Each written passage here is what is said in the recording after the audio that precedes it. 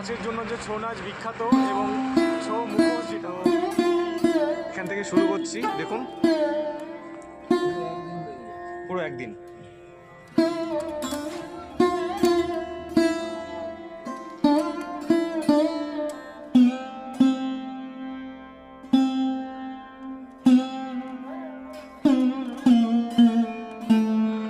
তো ফ্রেন্ডস, যেহেতু আপনার গোপ্রোর চার্জ শেষ, পাহাড় থেকে নামার পর গোপ্রোর চার্জ শেষ হয়ে গেছিলো, এখন কিন্তু এসে উপস্থিত হয়েছি চড়িদা, বাঘমুন্ডির চড়িদা বাজারে। এখানে ছৌ নাচের জন্য যে ছৌ নাচ বিখ্যাত এবং ছৌ মুখোশ যেটা হয় সেটার কিন্তু খুব বড়, বিশাল বড় একটা মার্কেট এই ছৌ সম্প্রদায়কে তুলে ধরার জন্য।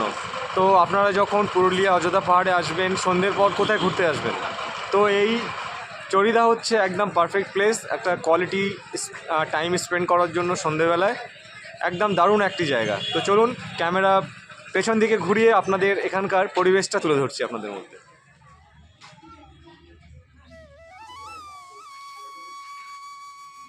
এখানেও কিন্তু আপনারা অনেক ধরনের মুখোশ পাবেন। দেখতে পাচ্ছেন সামনে সুন্দরভাবে সাজানো এবং কারুকার্য এত সুন্দরভাবে করা, খুব সুন্দরভাবে কারুকার্য করা। পুরুলিয়ার কিন্তু এটাই ঐতিহ্য বলতে আপনার ছৌ যে সম্প্রদায়, ছৌ ফেস্টিভ্যালটা কবে হয় বললে? ছৌ ফেস্টিভ্যাল দুর্গাপুজোর পরে কিন্তু ছৌ ফেস্টিভ্যাল হয়।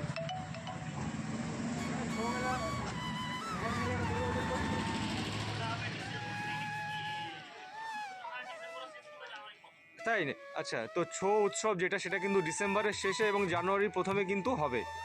মানে আপনারা যদি চান এই পরবর্তী সময় কিন্তু আসতে পারেন। দাদা, কদিন থেকে হয় ছৌ উৎসবটা? 3 দিন হয় না? আচ্ছা, 3 দিন হয় ছৌ উৎসব। কোথায় হয় মেনলি, ওটা কোথায় হয়?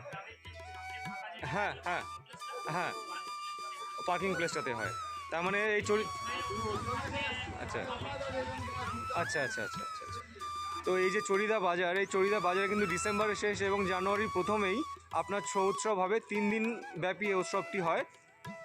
এই আপনার চড়িদা যে বাজার, যে পার্কিং এরিয়া, ওখান থেকে কিন্তু সম্পাদিত হয় এই উৎসবটি। বিভিন্ন রকমের সাংস্কৃতিক অনুষ্ঠান, যেমন সাঁওতাল নৃত্য থেকে শুরু করে আদিবাসী সম্প্রদায়ের যে নৃত্য, সব কিছুই পরিবেশন করা হয়। তো আপনারা চাইলে কিন্তু ডিসেম্বরের শেষের দিকেও প্ল্যান করতে পারেন বা জানুয়ারির ফার্স্টেই প্ল্যান করতে পারেন। সেই ডেটটা কবে এক্স্যাক্টলি সেটা আমি আপনাদেরকে ভিডিও শেষে জানিয়ে দেবো। কোন দিকে যাবে?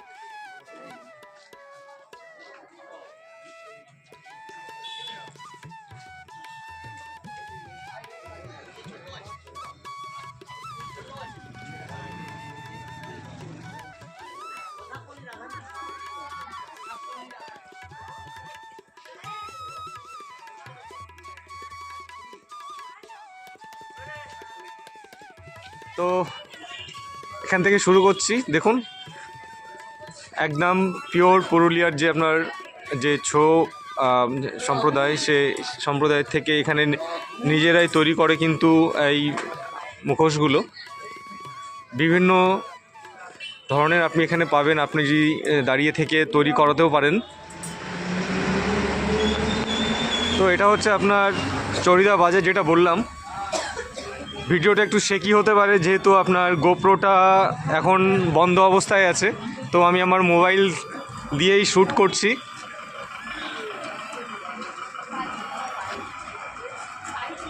এভাবেই কিন্তু একদম হাতে তৈরি হয়, সুন্দরভাবে তৈরি করছেন, শিল্পী বসে আছেন এবং তৈরি করছেন।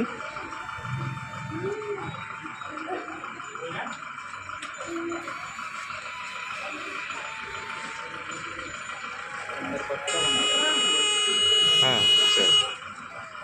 এখানে সবাই কিন্তু কাজকর্ম করেন। দেখুন এখানে সবাই শিল্পীরা সব কাজকর্ম করছেন।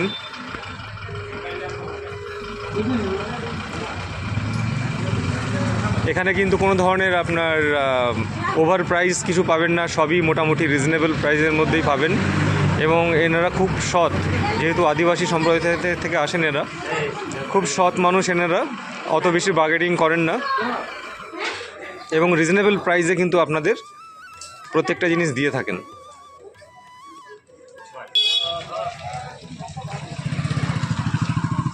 এখানে কিন্তু চারিদিকে মানে দেখতে পাচ্ছেন প্রচুর দোকান। ছৌ মুখোশ সেন্টার। তো আপনারা যদি ছৌ মুখোশ নিতে চান তাহলে কিন্তু আপনারা এখান থেকে এসেও কিন্তু ছৌ মুখোশ সংগ্রহ করতে পারেন।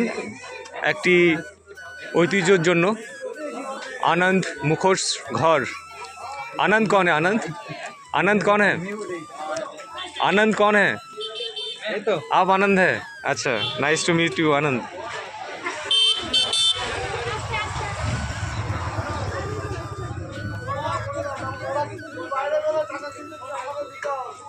ये भी क्लासमेट। Classmate, okay.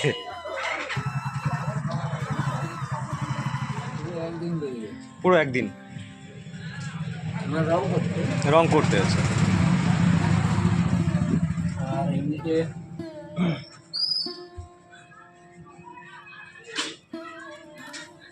এখানে কাজ হচ্ছে 3 দিনে। আচ্ছা, 15 দিনে। তো এটা কি মাটির তৈরি করা আপনার? না, পুরো কাগজ।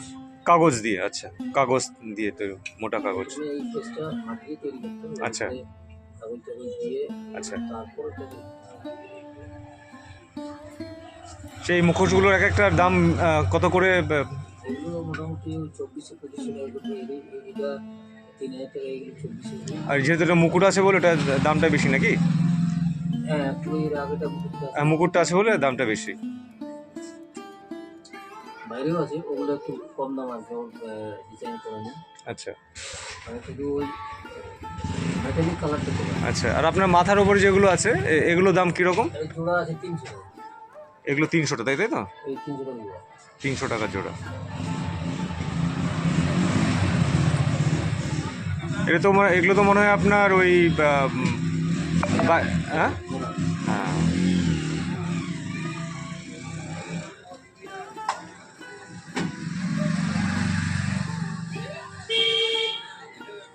আপনার নাম গোপাল না নাকি? আচ্ছা, আপনার বাবার নাম গোপাল, আপনার নাম? জিতেন্দ্রনাথ। ঠিক আছে জিতেন্দ্রদা, ভালো লাগলো।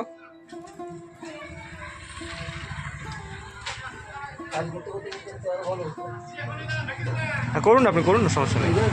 না না, কোনো সমস্যা নেই।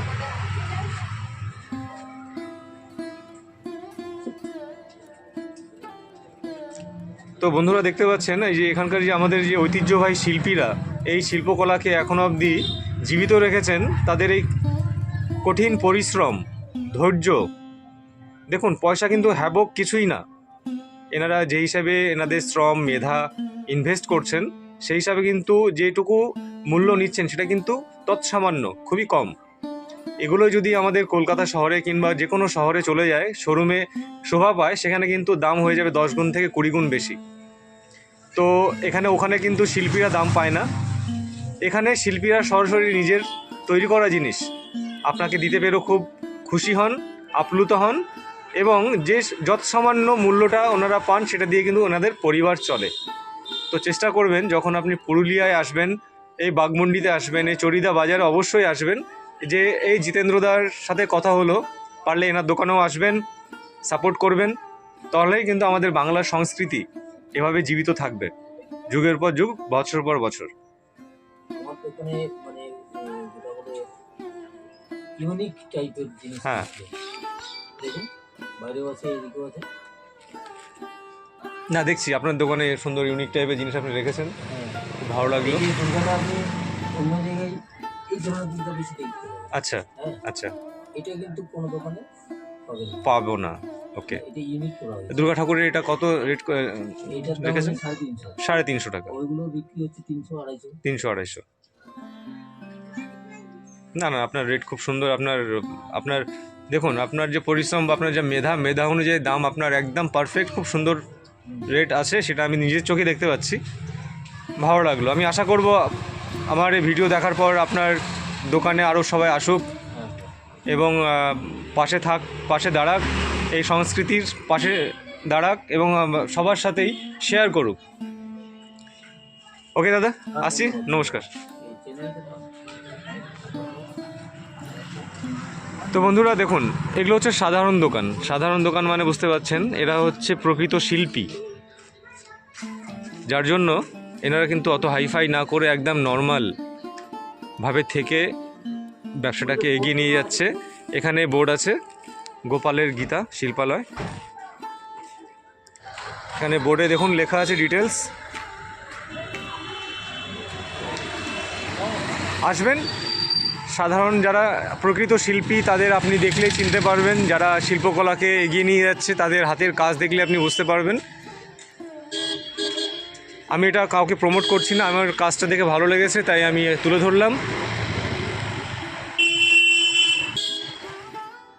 তো প্রিয় বন্ধুরা, এতক্ষণ আমি আপনাদের যে প্রতিবেদনটি দেখালাম, যদি আপনাদের একটু ভালো লেগে থাকে চ্যানেলটিকে অবশ্যই সাবস্ক্রাইব করে বেল নোটিফিকেশন অন করে নেবেন এবং আমার পাশে থাকবেন, যাতে আমি আপনাদের নতুন নতুন জায়গায় নিয়ে যেতে পারি এবং দেখাতে পারি বিভিন্ন জায়গার সংস্কৃতি এবং মানুষজন। আপনাদের অসংখ্য ধন্যবাদ, সবাই খুব ভালো থাকবেন। পরবর্তী এপিসোডে আমি আবার নিয়ে আসছি আদিবাসী গ্রামে থাকা খাওয়ার একটি সুন্দর প্রতিবেদন। তো আপনাদের সকলের অনুপ্রেরণা একান্তভাবে কামনা করি। আরও একবার সবাই খুব ভালো থাকবেন। জয় হিন্দ, জয় বাংলা।